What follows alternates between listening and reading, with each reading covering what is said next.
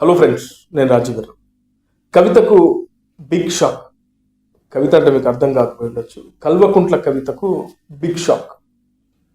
ఏంటి అంటే, election commission వాళ్ళు పెట్టుకున్నటువంటి టీఆర్ఎస్ అనే పేరు, తెలంగాణ రక్షణ సేన అనే పేరుని మార్చుకోమని చెప్పి ఈసీ వాళ్ళకు లేఖ రాసింది. 15 రోజుల లోపు మీరు మీ టీఆర్ఎస్ అనే పేరును మార్చుకోవాలి, లేకపోతే రద్దు చేస్తామని చెప్పేసి ఈసీ అయితే ఒక లేఖను టీఆర్ఎస్ పార్టీ అధినేత కల్వకుంట్ల కవితకు పంపించడం జరిగింది. ఇది ఇప్పుడు పొలిటికల్ సర్కిల్లో, ముఖ్యంగా తెలంగాణ పొలిటికల్ సర్కిల్లో బిగ్ షాక్. అయితే ఈ పేరు ఎందుకు మార్చుకోవాలని ఈసీ వీళ్ళకు లేఖ రాసిందంటే, ఇతర పార్టీలు, ముఖ్యంగా బీఆర్ఎస్ పార్టీ కూడా ఒక కంప్లైంట్ రైజ్ చేసింది ఈసీకి, ఎలక్షన్ కమిషన్కు. అలాగే టీఆర్ఎస్ పేరుతో మరొక పార్టీ కూడా ఉంది తెలంగాణలో. అలా ఈ పార్టీ పేరుతో ఇతర పార్టీలు ఉండడంతో ఈ పార్టీ పేరును మార్చుకోమని చెప్పేసి ఈసీ అయితే వీళ్ళకు లేఖ రాయడం జరిగింది.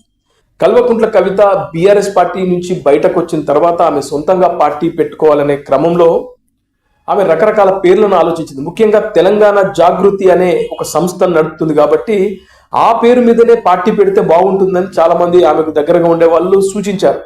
ఆమె కూడా అదే పార్టీ పేరుతో వెళ్దాం అనుకుంది, కానీ ఆఖరి నిమిషంలో ఆమె ఏదైతే టీఆర్ఎస్, తెలంగాణ రాష్ట్ర సమితి అనే పేరు ఖాళీగా ఉందో ఆ పేరునే మనం పెట్టుకుంటే, తెలంగాణ టీఆర్ఎస్ అంటే తెలంగాణ ప్రజలకు బాగా గుర్తున్న పేరు కాబట్టి ఆ పేరుతో వెళ్తే మనకు బెనిఫిట్స్ ఉంటాయి, ముఖ్యంగా జనాలకు బాగా గుర్తుండిపోయే పేరు కాబట్టి అదే పేరుకు వాళ్ళు ఫిక్స్ అయ్యారు. అలా తెలంగాణ రాష్ట్ర సేన అని పెట్టుకున్నారు. ఫస్ట్ తెలంగాణ రాష్ట్ర సేన అని పెట్టుకున్న తర్వాత అది ఆ పేరును ఈసీ ఒప్పుకోలేదు. ఆ తర్వాత తెలంగాణ రక్షణ సేన అని పెట్టుకున్నారు. నిజానికి ఆమె ఒక ప్రెస్ మీట్లో కూడా చెప్పింది, మాకు ఏ పేరు వస్తుందో తెలియదు, ఈ క్రమంలో మేము టీఆర్ఎస్ పార్టీ అని చెప్పి మేము కొన్ని ఫ్లెక్సీలు కూడా రెడీ పెట్టుకున్నాం.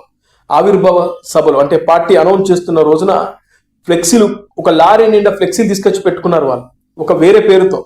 ఒకవేళ టీఆర్ఎస్ అనే పేరు రాకపోతే వేరే పేరుతో అనౌన్స్ చేద్దాం అనుకున్నారు.